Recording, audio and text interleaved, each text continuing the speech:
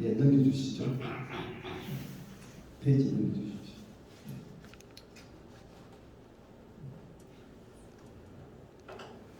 자, 핵 착각 이 화면이 다 나옵니다. 오염들이 나와 있네. 오염. 가파른 건 나. 예, 뭐 그냥 이렇게 하시죠. 예. 설명 하나 많아. 예, 제가 이 얘기는 여러 차례 많이 했기 때문에 별로 드리지 않으려고 합니다. 그러나 이제 우리 소중한 젊은 학생이 두 분 계셔서 한두 마디만 말씀을 드리면, 핵 문제에 대해서 젊은 사람들이 들어오는 얘기하고 우리 전문가로서 제가 지금 오늘 아침에 제 컴퓨터를 열어보니까 제가 지금 글 쓰는 게 3671번으로 나옵니다. 지난 40년 동안 제가 글을 얼마나 많이 생산했는지 저도 잘 몰라요. 그렇게 생산하면서 우리가 보고 있는 현실하고 너무너무 달라요. 너무너무 달랐어요. 북한 핵도 가만히 놔두면 통일되면 우리 거 되는데 그거 반대할 필요 없지 않느냐. 이런 얘기가 굉장히 매력적인 얘기인 줄 저희들도 알아요. 그런데 오늘 참 모든 게 참 여의치 않네요.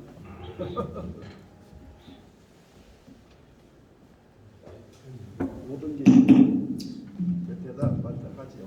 예. 그런데 제가 이제 그 학생들, 젊은 사람들 대화하면서 제가 이제 답을 이렇게 하죠. 북한이 핵을 가진 상태에서는 통일이 안 된다. 우리가 말하는 통일은 김정은 섬기고, 김정은 섬기고 주체사상. 자, 이걸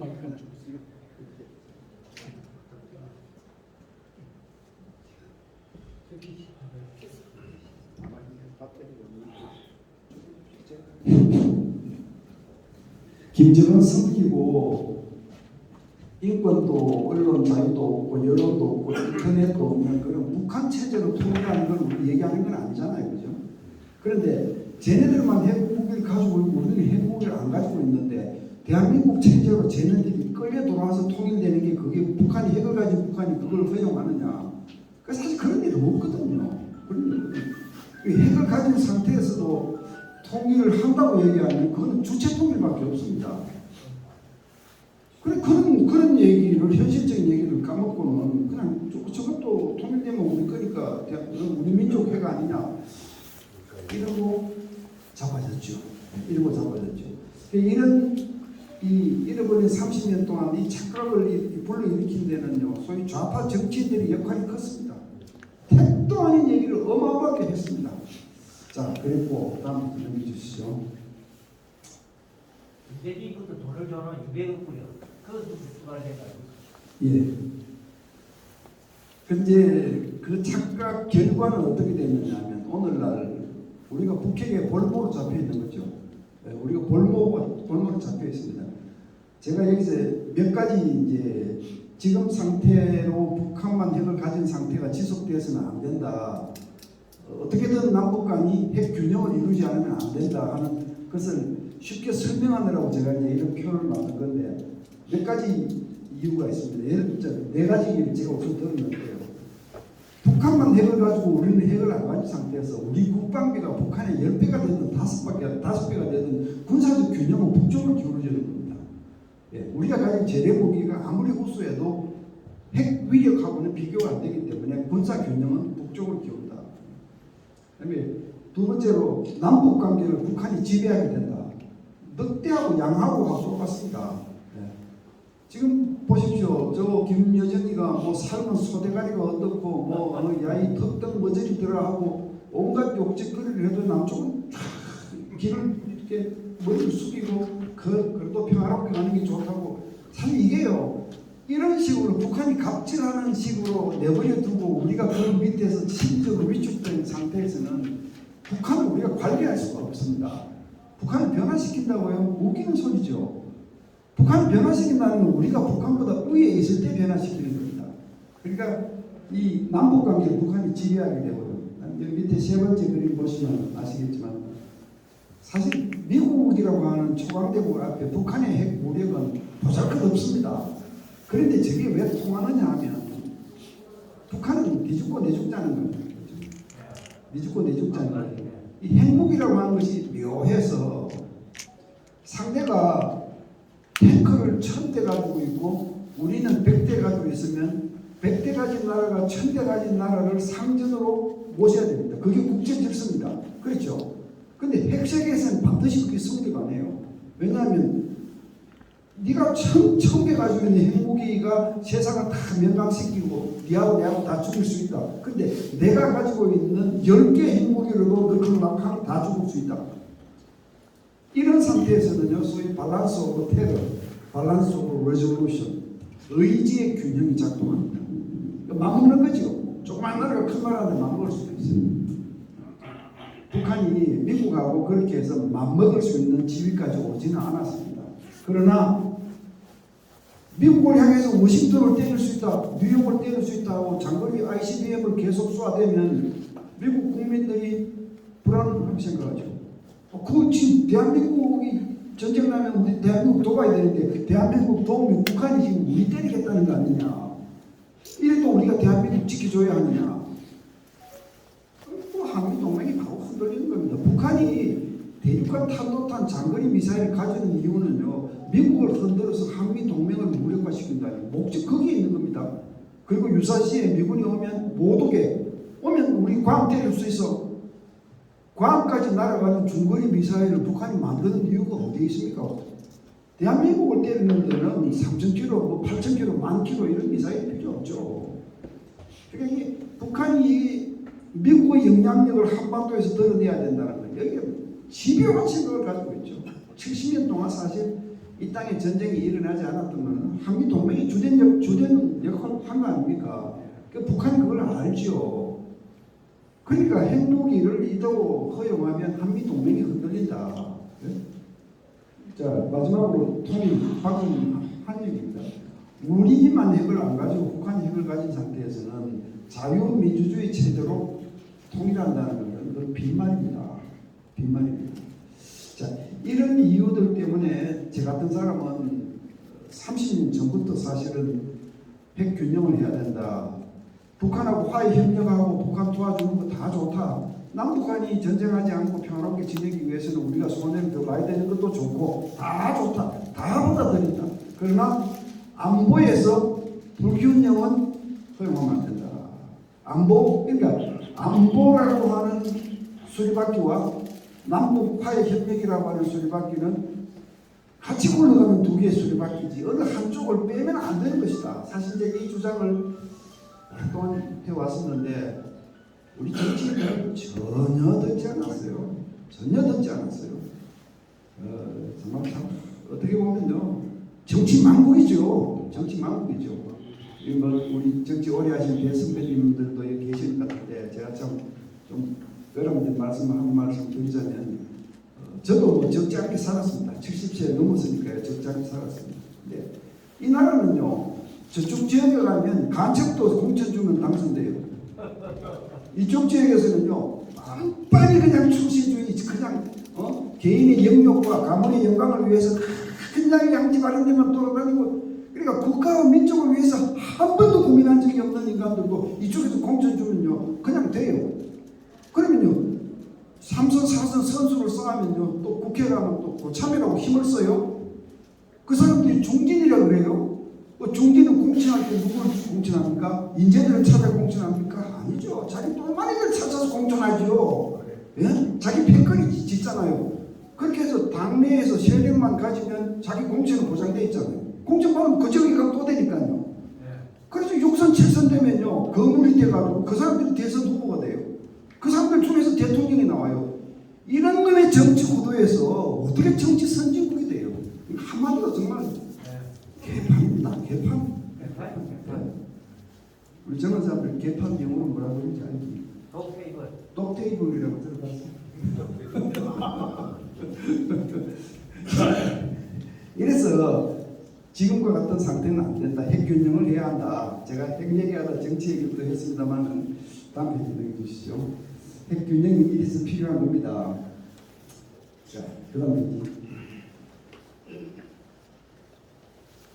넘겨주십시오. 네. 자, 그러면 이제 북핵 업데이트를 한번 해볼게요. 북핵의 위협이 어디까지 왔느냐?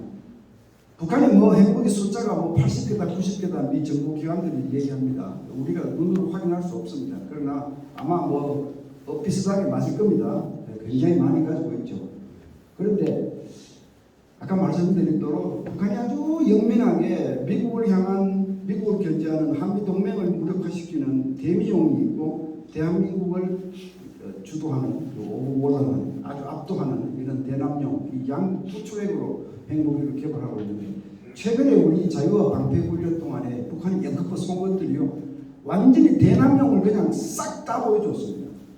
대남용을. 근데 그 지금 북한이 최근에 다 보여준 핵무기들은요 지금 우리 한국이 가진 방어 체제로는 방어 불가합니다. 얼마 전에 그 순항 미사일도 쐈고요. 저 동창리 근처에서 쌀로 땅에서 산속에서 덮개 열고 거기서 미사일 쏘아 올렸죠. 소위 사이로에서 쏘아 올린 겁니다. 그 다음에 엊그저께는 물속에서 핵 의뢰를 시연했다고 그랬죠. 이런 것들은 지금 우리가 가진 시스템으로 못 막는 것들입니다.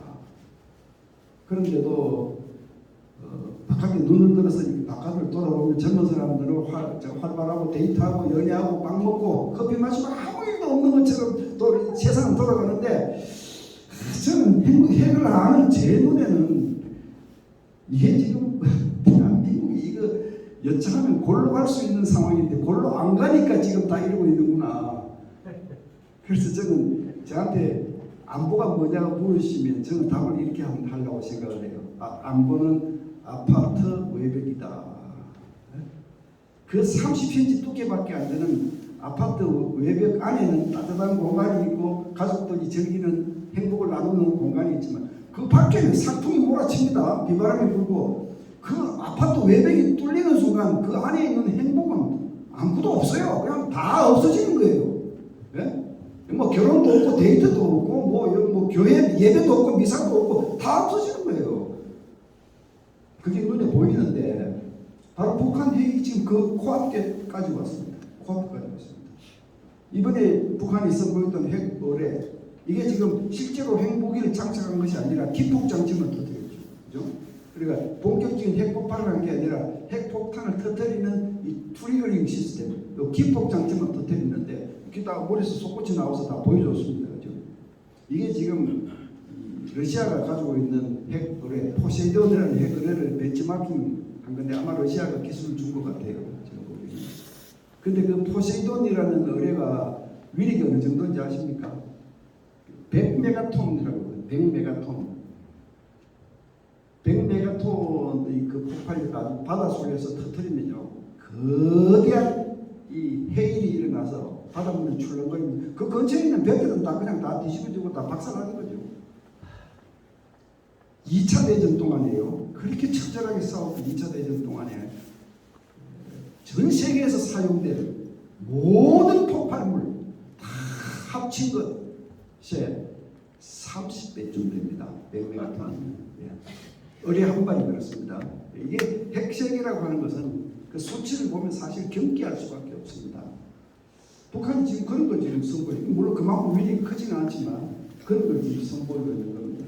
거기다가 북한의 핵 전략이 NJ에서 NS로 바뀌었다. 이건 제가 만든 용어인데 어렵게 설명을 하려면 이게 이제 뭐 거창한 말을 써야 되는데 이런 겁니다. 1세대 핵 전략은요.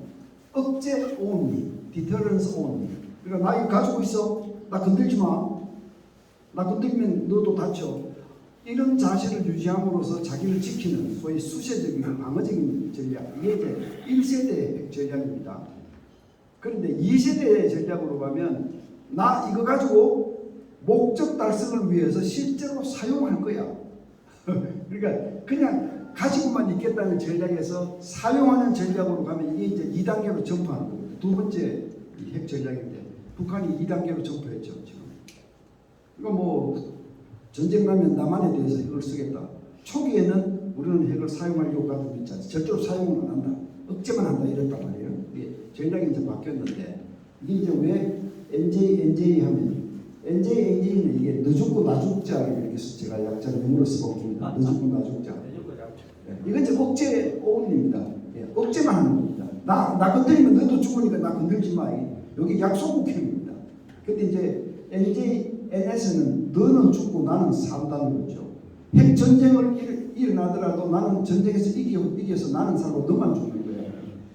이게 이제 이 강대국형 핵 전략인데 북한이 이제 이 단계로 왔습니다. 이미 뭐 법도 만들었고 선언도 했고 뭐 이런 단계에 왔고 북한이 이런 것들을 개발하면서 작년 한 해 동안 미사일 총계 103기를 쏘았습니다. 103기를.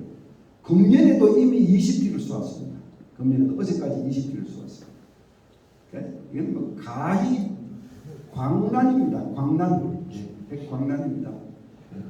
자, 이게 북핵 위협, 우리 코앞까지 다가간 북핵 위협입니다. 다음 페이지 넘겨주십시오. 넘겨주십시오. 회장님 넘겨주십시오.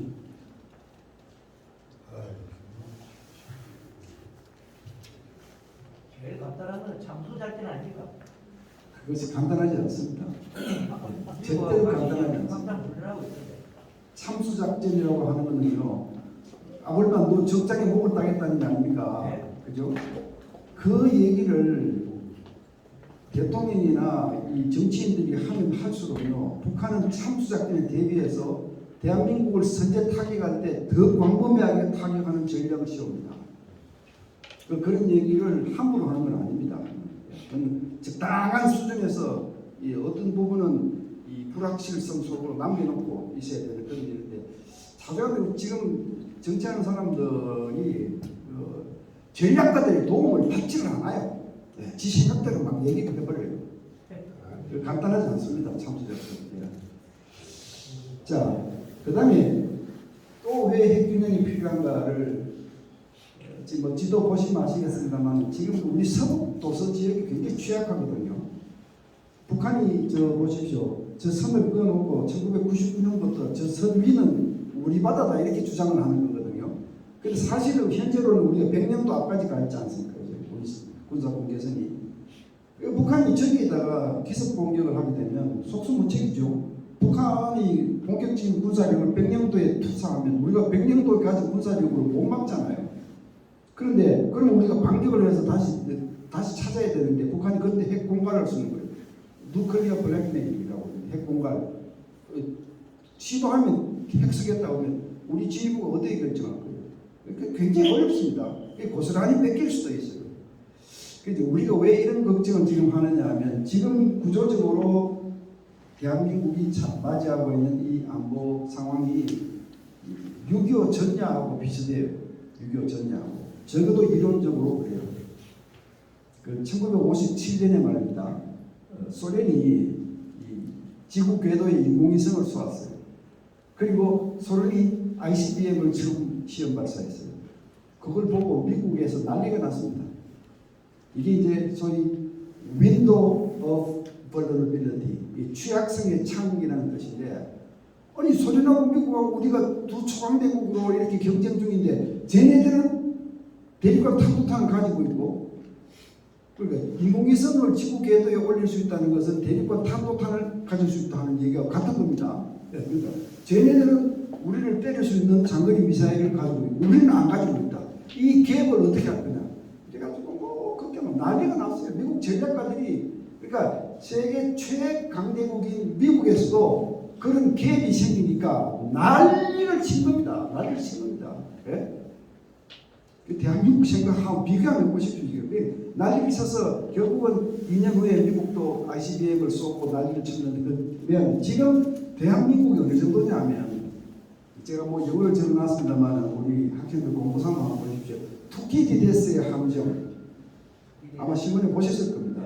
예, 최강국이 패권 국으로 질서를 잡고 있는데 그게 도전하는 나라가 생기면 그 도전하는 나라와 패권국 사이에서는 반드시 서로를 견제하기 때문에 전쟁이 일어날 수 있다. 충돌이 일어날 가능성이 있다. 이게 중국이죠. 미국하고 중국하고 지금 이 상태인데, 그런데 이 투키디데스 함정이요, 최근에 와서는 내용이 그대로 적중되지 않습니다. 핵시대가 들어서고 나서부터는 저쪽도 핵을 가지고 있고 이쪽도 핵을 가지고 있는 상태에서는 전면적인 전쟁이 일어나지 않습니다. 일어나면 다 죽으니까 전쟁을 못하는 거죠. 그죠? 그래서 어떤 일이 생기냐면 두 번째, security, insecurity 딜레마. 이게 우리 정치학에서 쓰는 유명한 용어입니다. security, insecurity 딜레마. 그러니까 초강대국 사이에서는 어마어마하게 큰 핵무기들을 같이 가지고 있으니까 저들끼리는 한판 못 붙어요. 그러나 그 초강대국 밑에 있는 조물의 국가는 마음대로 발길하고 전쟁을 해도 뒤에 핵을 사용한다는 공간을 쓰면 뒤에서 핵을 쓰지 못하고 그 조물의 나라가 죽어나는 거죠. 지금 한반도 국가에서 이 동북아 이 구도에서 미국과 중국이 아무리 쨍그랑거려도 우발적인 충돌은 있을 수 있어도 전면 전쟁 못해요. 그러나 중국이 미국하고 한편으로 있는 약소국인 대한민국을 건드릴 수 있는 구도는 얼마든지 열려 있는 거죠. 이게 참 그러니까 이 강대국 간에는 시큐리티가 형성이 돼도 그것 때문에 그 아래 단계의 국가들 사이의 시큐리티는 보장이 안 돼요. 지금 딱 이 구도에 지금 들어가 있는 것이고, 그다음에 그다가 한반도에서는 북한만 핵을 가지고 우리는 핵을 안 가진 어시메트리, 핵 비대칭 상태가 지금 지속되고 있는 것이죠. 그다음에 미국 동맹, 한미 동맹 과거 같지 않죠? 과거처럼 와서 3만 7천 명이 전사하고 대한민국을 지켜주고 지금 미국이 그렇게 할 것 같지 않죠? 그죠? 많이 변했습니다. 그런 문제도 있고 우크라이나 전쟁도 있습니다. 미국이 우크라이나에 발목이 잡혀 있어요. 미국이 가지고 있는 치장물자들, 미국은 그 탱크 옛날에 쓰던 것도 버리지 않고 가지고 있는 것도 어마어마하게 많습니다. 저쪽에 저 네바다 사막에 가면 비행기 그게 저 보관해 놓은 거 보셨죠? 영화에. 그 비행기들을 폭파하거나 부셔서 고초로 쓰지 않고 놔두는 이유는 유사시에 또 설 수 있다 해서 치장하고 있는 것들이거든요. 그 미국의 치장물자들이 지금 우크라이나로 지금 다 가고 있는 거죠. 네? 우리한테 다 불리한 겁니다. 그 다음에 디팍토 11월 한국에 사실상 우리 내전 아닙니까? 내전. 한국에서 좌우 진영 간에 사실 지금 내전이 진행되고 있는 거거든요. 근데 거기에다가 특정 지역에서 왼쪽 편에 가담하는 지역 감정이 또 플러스가 되어 있어가지고 이게 지금 지역 감정하고 이념적인 구분이 같이 합쳐져가지고 그러니까 진영 논리가 지배를 하니까 저쪽에서 말하는 건 콩으로 매주 쓴다 그래도 틀렸다고 아우성을 치고요. 우리 편이 얘기하는 것은 파처로 매주 쓴다 그래도 맞다고 박수 치는 거예요. 이런 번의 나라가 된 거예요. 지금 대한민국이. 예? 헌재 지금 이번에 판결 내린 거 보십시오. 우리 법원도 지금 다 진영 논리 아예 다 들어갔어요. 사실 법원은 모든 분쟁의 최종착역이 돼야 되잖아요. 그죠? 싸우다가 또 법원에서 딱 판결 내리면 아이고 알겠습니다 하고 딱 죽어야 되잖아요. 그러니까 안 되잖아요 지금. 그죠? 이런 상태에서 대한민국이 취약하다. Decay of South Korean Armed Forces. 지난 5년 동안 대한민국 군대 개판됐죠. 개판됐죠. 이 부분은 다음 기회가 되면 한국군이 어떻게 취약하게 됐는지 또 말씀드릴 기회가 있을 겁니다. 거기다가 중국이 대만 침공할 가능성이 있다. 이 끝까지 벌어지면 미국은 다시 대만의 발목을 잡힐 겁니다. 대한민국을 도와줄 나라가 없어질 수도 있다는 얘기예요. 그래서 저희가 보기에 지금 대한민국은 굉장히 위험하다. 정치적으로도 그렇고 북한만 핵을 가지고 있는 이 상태도 그렇고 앞으로 일어날 수 있는 사태도 그렇고 이 윈도우 오브 벌리너빌리티 취약의 창 이게 활짝 열려 있는데 북한으로 보면 이건 기회의 창이죠.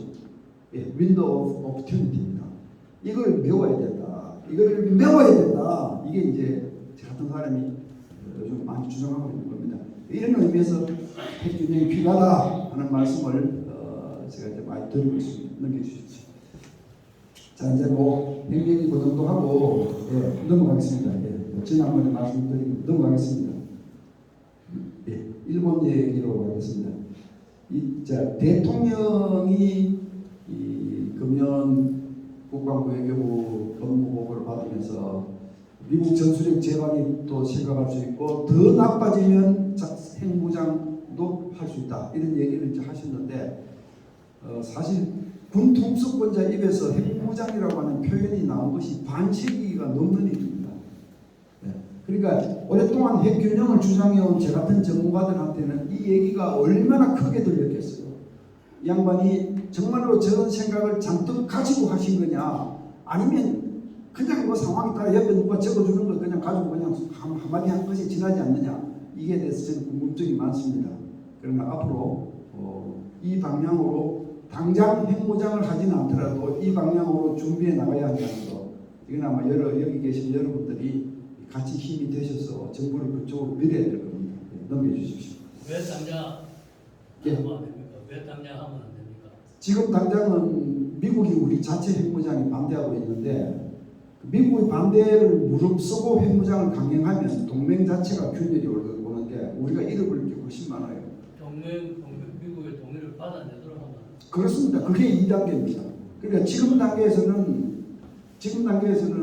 그 미국의 핵 역량을 이용해서 전술핵 재반입이라든지 합동 훈련이라든지 이 방법들이 다양하죠. 그걸 가지고 잔뜩 핵 균형을 취하고, 그러나 미국이 조만간 한국, 일본 핵무장 아마 허용할 겁니다. 제가 잠깐만요.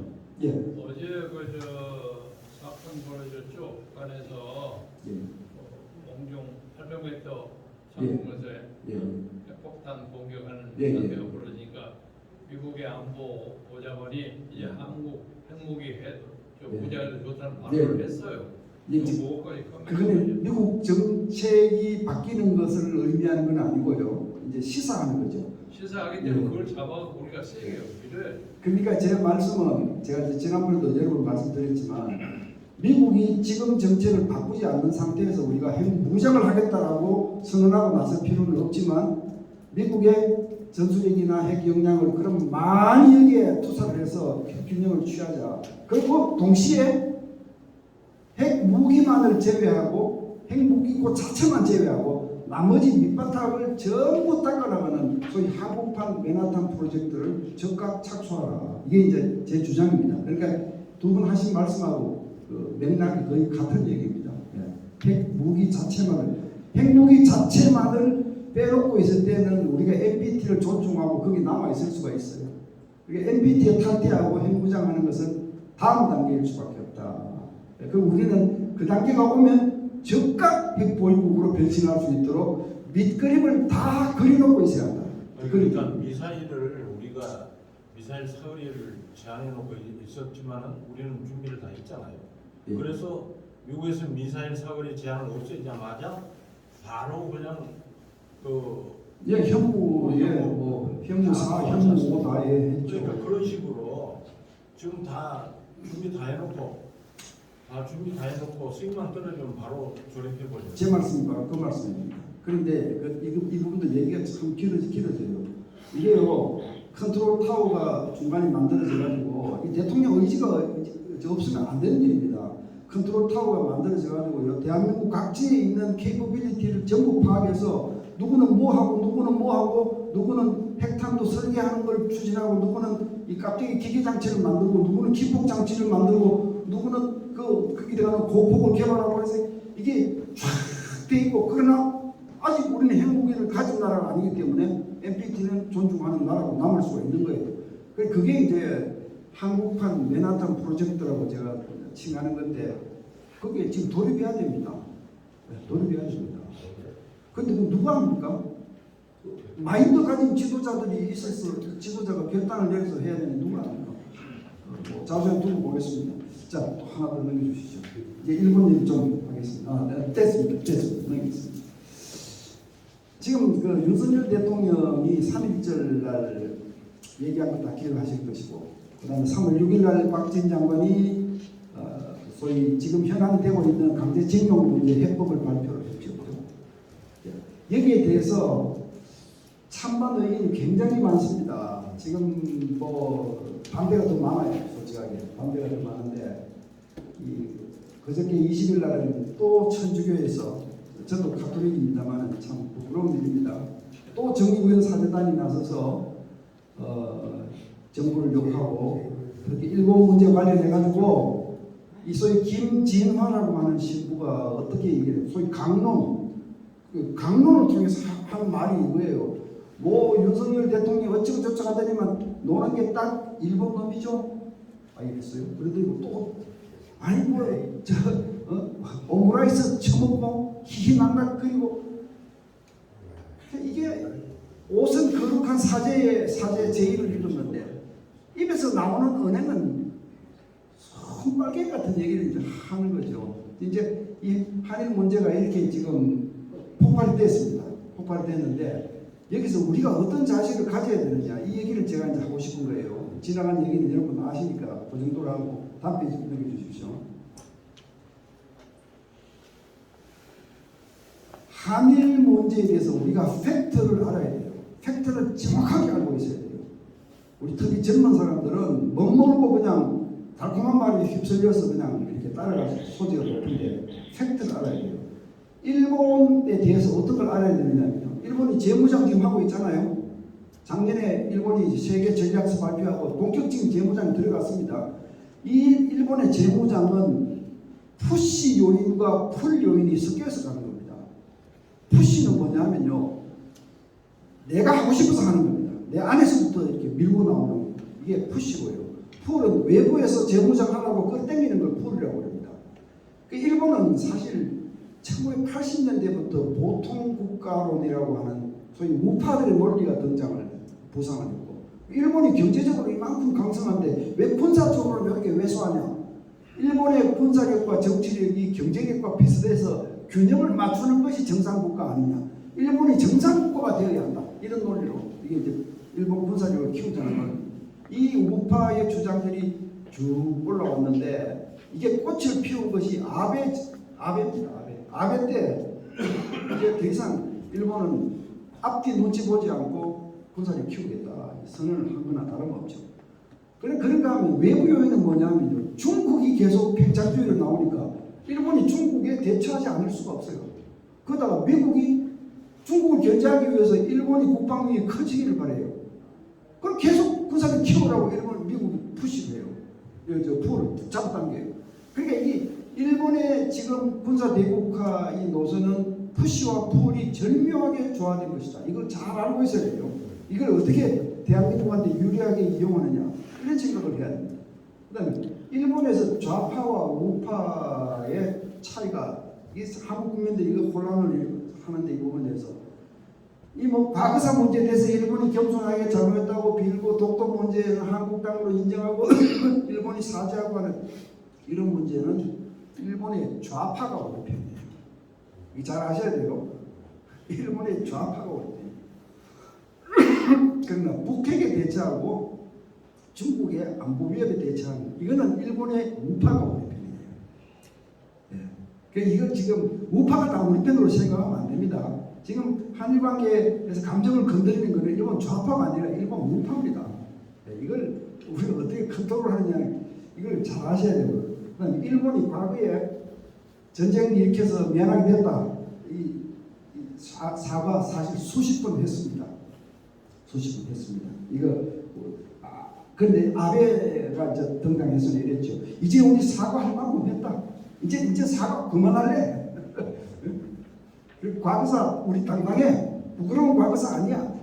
일본은 뭐 독도 한국이라고 또 주장을 하고 이제 이게 일본 우파 우리하고 부딪히는 일본 우파의 행진곡입니다. 이게 이런 거를 잘 보셔야 되고요. 그다음에 이번에 이제 윤석열 기시다 정상회담 관련해서 많은 문제점들을 남겼다는 것도 우리 인정해야 돼요. 제가 몇 가지만 들어보면요. 급속하고 졸속하게 했다. 사전 여론조성 기간이 없었다. 1965년에 박정희 대통령이 한일 수교할 때, 그러니까 한일 청구권 협상할 때도요. 그 김종필 씨가 오히려하고 만나가지고 김종필 오히려 그 메모 만들고 그래서 대학교에서 대모가 일어나고 그 기간을 거친 거 기억하시죠? 연세 드신 분들 다 기억하실 거예요. 근데 지금 윤석열 정부는요. 그렇게 많은 일본 전문가들 불러서 여론 조성도 한 번 안 하고 그냥 무대까지 그냥 내질렀어요. 그러니까 국민들 보기 굉장히 오만하게 보이죠. 그러니까 이런 허점이 있었고, 그다음에 내용도 보면 뜻은 좋으나 일방적으로 양보한 게 많았다. 그 일본 뭐 직접 사과 안 해도 된다. 그러니까 뭐 1998년 김대중 오부치 선언을 개성한다. 그것만 해다오. 그 1998년 그 김대중 오부치 선언이 안에 내용에 일본이 과거 역사에 대해서 통절하게 반성하고 사죄한다는 표현이 들어있거든요. 그러니까 일본 정부가 사과 방송 얘기를 하지 않고 옛날에 했던 그 선언을 개선한다. 이렇게 간접적 사과만 해도 좋다. 이렇게 우리가 사실 그것도 양보한 것이죠. 그다음 제일 민감한 문제가 강제징용 당한 사람들, 강제징용을 한 회사가 뭐 신일본, 제철인, 미쯔비시 이런 일본 기업들인데 그 기업들한테 배상을 해라고 안 그러고 우리 기업을 가지고 재단을 만들어서 제3자 변제라는 방식으로 이것도 우리 국민 자존심을 사실 건드렸다. 이런 것들을 우리가 인정해야 됩니다. 인정해야 됩니다. 그런데 반면 일본 입장에서는 아니 1965년도에 청구권 협상 때 저 3억 달러 무상으로 주고 2억 달러를 차관으로 줘서 그 5억 달러 가지고 대한민국이 포천 만들고 경부고속도로 닦고 그때 다 청산한 건데 왜 지금 또 배상하라 그러냐. 이게 일본 입장이거든요. 일본 입장이거든요. 그러니까 일본 입장도 우리가 이해하면서 우리도 다 잘한 거 아니다.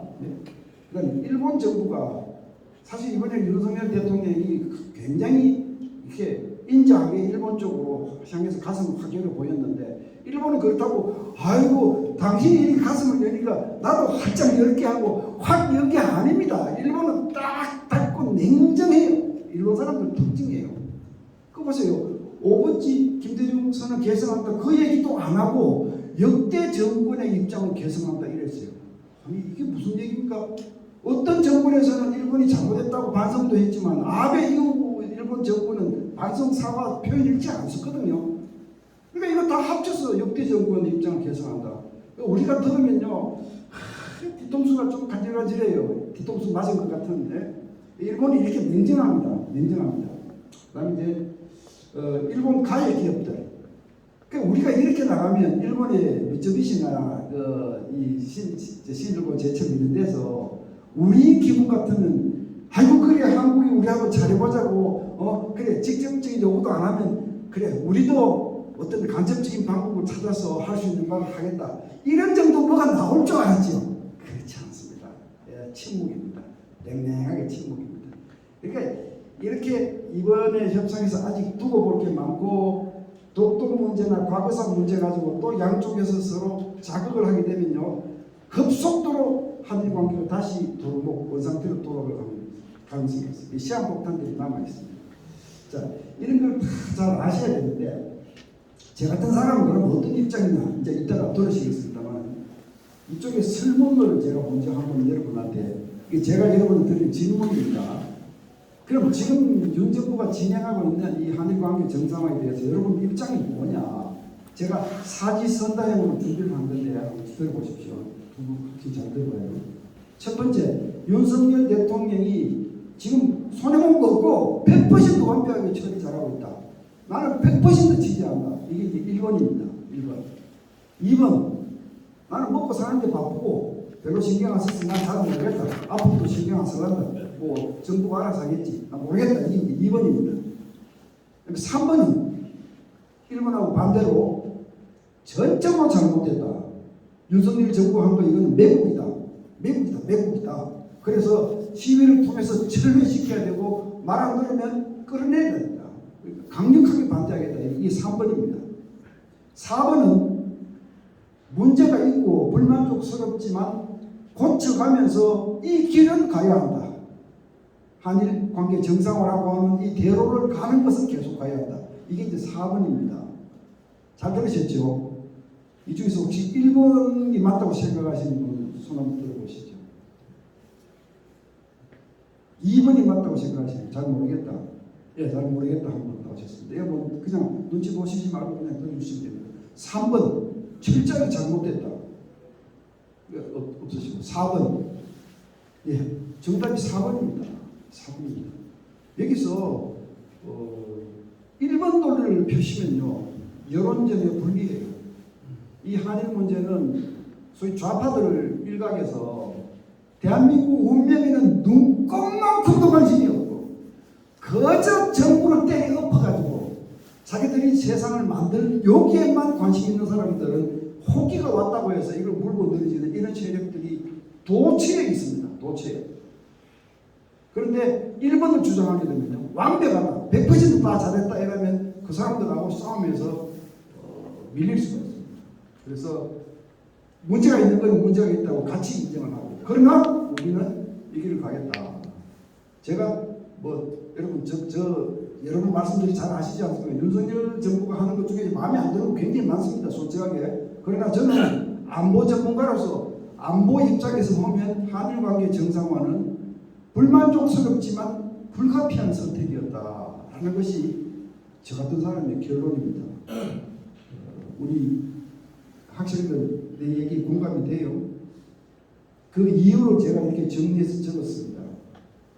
일본하고는 지역적으로 가깝고 인종적으로도 가깝고 해서 같이 교류 협력하면 득볼 게 많다. 같이 득볼 게 많다. 이거 기본적인 얘기인데 북핵을 생각하고 중국 위협을 생각하고 그리고 한미 동맹 그 미국이 일본하고 밀착해서 동맹 관계를 맺어서 중국을 견제하는데 한국이 거기서 빠져나와 있으면 어떻게 대한민국이 위급할 때 미국이 한국을 돕습니까? 그러니까 이게 지금 이 현재 지정학적 구도하에서는 한미일 안보 공조라고 하면은 이거는 불가피한 일이에요.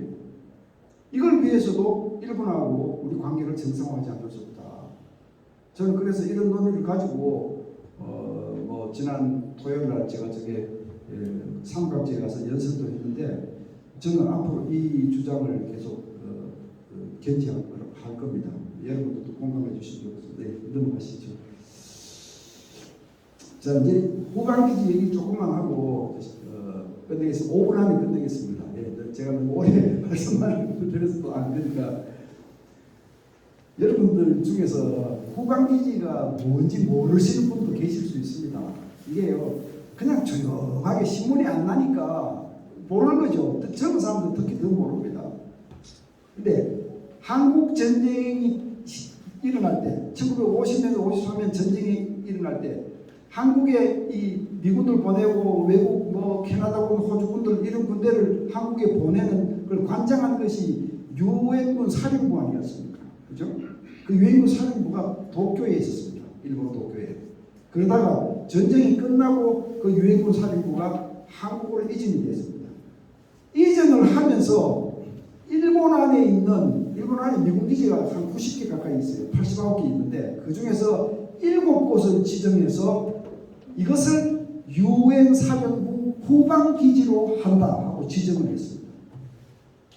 그 유엔사 후방 기지가 뭐냐 하면 한반도에 전쟁이 일어났을 때 한반도로 전개되는 외국 군인들이 거기에서 물자를 보급받고 재편성을 하고 다시 한반도로 날아갈 수 있도록 중간 기지로 삼는다. 그 7군데를 지정해 놓은 겁니다. 저기 왼쪽에 보시는 장광영 박사라는 분은 우리 정전위원회 수석 대표도 하셨고 그 유엔사 후방기지에 직접 자기 실무 자기 담당이죠. 저분이 일본을 가보고 와서 눈이 뒤집어졌다는 거죠. 유엔 아무리 조직을 봐도요, 대한민국이라고 하는 한 나라만을 위해서 대한민국의 전쟁이 났을 때 이 기지들을 사용한다. 이렇게 대한민국 하나를 위해서 후방기지라고 하는 이 전무후무한 시스템을 만들어서 지금까지 70년 동안 유지하고 있는 이게 정말 놀랍다는 거죠. 놀랍다는 거죠.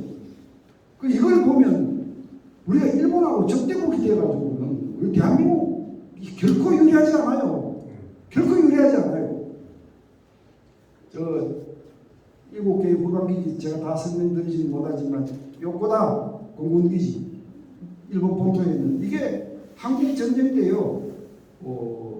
그 북한군이 한 달 만에 낙동강까지 밀고 왔을 때 낙동강 전선에서 백선엽 장군이 일사단 거느리고 막으려고 사투를 벌리고 할 때 그건 뭐 부족하죠. 북한군 앞에. 그런데 일본에서 날아온 B-29 폭격기가 98대가 날아왔잖아요. 어마어마한 폭격기 부대가 날아와서 인민군 집결지를 박살을 내고 그거 다 요코다에서 날아온 겁니다. 한반도에 전쟁 나면 요코다는 또 그 역할을 할 겁니다. 네? 그럼 여기 사세보 같은 거는 저기 규슈에 있습니다. 바로 제주도 남쪽입니다. 저게 전 세계에서 가장 큰 이 군사 물자 비축기지입니다. 저기가. 네? 한반도 전쟁 나면요, 저기에 있는 거 그냥 창문 열고 그냥 군인들한테 풀어매겨서 한반도로 보내는 그런 역할을 할 것이고, 저기 오키나와에 있는 가네다 공군기지, 저거는 미군이 해외에 가지고 있는 공군 기지 중에 최대입니다. 저거는 완전히 항공기 백화점입니다. 그러니까 뭐 정찰기, 조기 경보기, 전투기, 뭐 수송기 어마어마하죠. 어마어마한데 한반도 전쟁 나면 수송기는 2시간, 전투기는 1시간 만에 휴전선까지 날아옵니다. 예? 사실 대한민국의 생명선을 지켜주고 있는 기지가 바로 유엔사 후방 기지들입니다. 예? 우리 젊은 사람들이 이런 거 까맣게 몰라요. 까맣게 몰라요. 저도 대학 다닐 때는요 반일이었어요. 예. 뭐 시내에서 술 먹고 친구들하고 하는데 뭐 미국 군인들이 막 술 취해서 막 대로변에 막 그냥 그 오줌 두고 막 이러니 그거 그냥 성질을 나서 이 새끼들하고 한번 붙자 표상 붙자 이래가지고 그러면 친구들이 안 말렸으면 그때 내하고 사고 쳐서 자식들이 어디 남의 나라 와가지고 까불어. 일본도 마찬가지. 일본서 대학생 교류가 있어가지고 그 우리 교수님이 야 너희 집에 한 명 재워라 그래서 예 그러겠습니다 했는데 그렇게 해서 딱 만났는데 이 친구가 영어를 못하는 거예요. 일본말만 하는 거예요. 그래서 제가 확 화가 났죠. 아니 그러면 네가 내가 일본말 할 줄 안다고 가정하고 지금 얘기한 거냐? 어? 그 제3국어인 영어를 가지고 서로 소통한다는 걸 우리 전제한 거 아니었나? 제가 그 자리에서 집으로 돌아와 버렸어요. 사실 저도 이제 예, 그랬어요. 예, 그런데 나중에 이제 참 안보 공부를 하고 한미 동맹에 대해서 깊숙이 제가 빠져들고 보면 참 지금까지 한미 동맹이 없었으면 대한민국 12번도 더 요절했구나. 어? 제가 이제 그걸 뼛속 깊이 알기 때문에 미국 사람들 만나면 늘 제가 얘기합니다. South Korea's economic miracle was made possible on the basis of the stability provided by alliance. 제가 항상 이런 얘기를 하면서 미국 사람들하고 접촉을 합니다. 일본도 고약하죠. 미국보다 고약하다는 생각 저도 가지고 있어요. 그러나 우리가 살기 위해서 취할 것은 취해야 한다. 우리가 살기 위해서 취할 건 취해야 한다. 특히 이 유엔사 후방기지를 생각하면 정말 절박한 거예요. 한일 안보 공조라고 하는 것이 절박한 거예요. 자, 이런 이유로 여러분들도 아마 제 생각에 공감해 주길 바랍니다. 마지막 장. 예. 넘어가시죠. 예. 뭐, 이 여기 있는 지도자들은 제가 박사 논문 쓰면서 쭉 섭렵했던 분들인데, 제가 한 분씩만 소개를 할게요. 드골 같은 사람은 2차 대전 때 독일에 그냥 패망했잖아요. 도망가서 뭐 레지스탕스 하고 이랬잖아요. 그리고 다시 파리가 해방될 때, 미군하고 이제 쫙 패턴 장군이 이제 쫙 탱크 몰고 와서 파리를 해방시켰는데, 이제 이건 야사입니다, 야사. 갑자기 드골 장군이 안 보이더라는 거죠. 자기가 사용했던 집무실에 가서 혼자 울고 있었다가 내 조국 프랑스가 어떻게 해서 스스로 힘으로 파리를 해방시키지 못하고 미군들 손에 의해서 해방되었는가. 하여튼 굉장한 애국자였죠. 그리고 핵무기를 만들었고 핵무기 만들 때 그랬죠. 미국이 만들면 안 돼 하고 말렸는데 아니 그러면은 소련이 파리 치면 우리 파리를 구해주기 위해서 미국이 소련하고 핵전쟁 감수하겠느냐?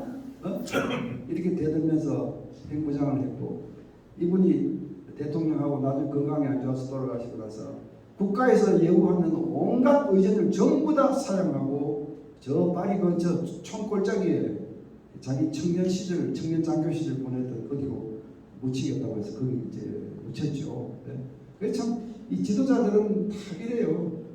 저기 맨 처음에 있는 벤구리온 이스라엘 초대 수상입니다. 저 사람은 1945년 히로시마 나가사키가 미국 원폭에 파괴되는 걸 보고 우리 이스라엘은 전기가 없으면 생존할 수 없다. 둘 주위에 둘러싸인 아랍에 둘러싸여서 그래서 이 양반이 수상되자마자 초대 수상되자마자 핵폭탄 제조에 돌입했죠. 그러니까 네게브 사막 그 조그마한 사막에 인광석이 있다고 찾아라고 명령을 하고 인광석 안에 우라늄이 포함되어 있어요.